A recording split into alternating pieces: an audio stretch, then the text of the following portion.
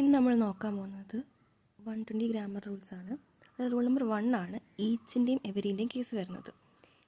Each എന്ന് വെച്ചാൽ നമ്മൾ ഇൻഡിവിജ്വൽ ടേംസിന് യൂസ് ചെയ്യുന്നതാണ് ഈച്ച്. എവരി എന്ന് വെച്ചാൽ നമ്മൾ ഗ്രൂപ്പായിട്ടൊരു കാര്യം പറയുമ്പോഴാണ്. ഇപ്പോൾ I have a book in every hand എന്ന് വെച്ചാൽ നമ്മുടെ കയ്യിൽ എല്ലാ ഹാൻഡിലും ബുക്കുണ്ടെന്ന്. I have a book in every hand അല്ല, I have a book in each hand എന്ന് വരുന്നത്. അതായത് ഒന്ന് അല്ലെങ്കിൽ ഒന്നിൽ കൂടുതൽ അങ്ങനെ വരുന്ന സാധനങ്ങൾ നമ്മൾ ഈച്ച് ഉപയോഗിക്കും. എവരി എന്ന് വെച്ചാൽ നമ്മൾ എപ്പോഴും 2ൽ കൂടുതൽ എന്ന് ഉപയോഗിക്കത്തുള്ളൂ. അതായത് 2ൽ കൂടുതലോ വരുന്നിട്ട് നമ്മൾ എന്ത് ഉപയോഗിക്കും? ഈച്ച് ഉപയോഗിക്കും. എവരി എപ്പോഴും 2ന് എബോവ് ആയിട്ട് വരുന്ന സാധനങ്ങൾക്ക് മാത്രമേ ഉപയോഗിക്കാറുള്ളൂ. ഇനി 3 കൺസെപ്റ്റ് പറയാം. ഫസ്റ്റ് കൺസെപ്റ്റ് ഇതായിരുന്നു. സെക്കൻഡ് കൺസെപ്റ്റ്, ഈച്ച് ഒരു പ്രൊനൗനുമാണ്, അഡ്ജക്റ്റീവുമാണ്. അതായത് നൗണിൻ്റെ പ്ലേസിൽ ഉപയോഗിക്കാൻ പറ്റുന്നതാണല്ലോ പ്രൊനൗൺ എന്ന് വെച്ച് കഴിഞ്ഞാൽ. അഡ്ജക്റ്റീവ് എന്ന് വെച്ച് കഴിഞ്ഞാൽ നമ്മളൊരു നൗണിനെ പറ്റി പറയുകയാണ്. ഇനി each student is working very hard. ഓരോ കുട്ടികളും കഠിനാധ്വാനം ചെയ്യുന്നുണ്ട്. ഇവിടെ എന്ന് വെച്ച് കഴിഞ്ഞാൽ ഈച്ച് എന്ന് പറയുന്നത് ഒരു അഡ്ജക്റ്റീവാണ്.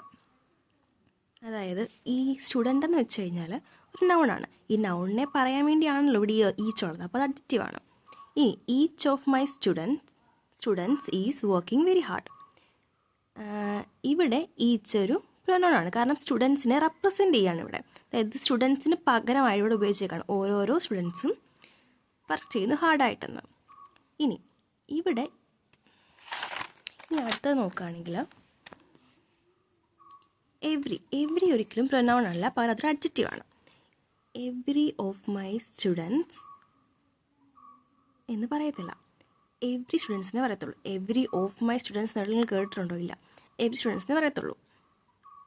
അതായത് ഈ പ്രൊനൗണിൻ്റെ കൂടെ പ്രൊനൗണായിട്ട് ഉപയോഗിക്കത്തില്ല, ഇതൊരു അഡ്ജക്റ്റീവ് മാത്രമാണ്. നമുക്ക് 2 കൺസെപ്റ്റ് ഒന്നുകൂടെ നോക്കാം. ഫസ്റ്റ് കൺസെപ്റ്റ് പറഞ്ഞതെന്ന് വെച്ച് കഴിഞ്ഞാൽ ഈച്ചും എവരിയും ഇൻഡിവിജ്വൽ ടേംസിനാണ് നമ്മൾ ഈച്ച് ഉപയോഗിക്കുന്നത്. 2ഓ അതിൽ കൂടുതലോ. എവരി 2ൽ കൂടുതലും ഉപയോഗിക്കും. ഇനി ഈച്ച് പ്രൊനൗണും ആണ്, അഡ്ജക്റ്റീവുമാണ്. എവരി ആണെങ്കിൽ ഒരു അഡ്ജക്റ്റീവ് മാത്രമാണ്. ഇനി ഒരു അബ്സ്ട്രാക്റ്റ് നൗണില്ലേ, അതായത് ഈ പേടി, സന്തോഷം, ഓണസ്റ്റി എന്നൊക്കെ പറയുന്നതാണ് അബ്സ്ട്രാക്റ്റ് നൗൺസ്. ഈ അബ്സ്ട്രാക്റ്റ് നൗൺസിൻ്റെ കൂടെ നമ്മൾ ഒരിക്കലും ഈച്ച് ഉപയോഗിക്കത്തില്ല, നമ്മളെപ്പോഴും എവരിയാണ് ഉപയോഗിക്കുന്നത്. I had each reason to be happy. അത് ശരിയാവോ? ഇല്ല, കാരണം റീസൺ എന്ന് വെച്ച് കഴിഞ്ഞാൽ ഒരു അബ്സ്ട്രാക്റ്റ് നൗണാണ്.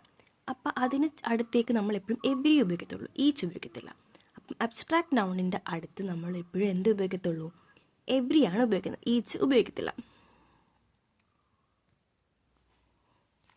ഇനി നമുക്ക് കൺസെപ്റ്റ് നമ്പർ 3 നോക്കാം. ഈച്ചിൻ്റെ കൂടെയും എവരിയുടെ കൂടെയും ഏതറിൻ്റെ കൂടെയും നെയ്തറിൻ്റെ കൂടെയൊക്കെ നമ്മൾ എപ്പോഴും എന്താണ് സിംഗിൾ വെർബ് അല്ലെങ്കിൽ സിംഗിൾ അഡ്ജക്റ്റീവേ ഉപയോഗിക്കത്തുള്ളൂ. അതായത് ഈസ്,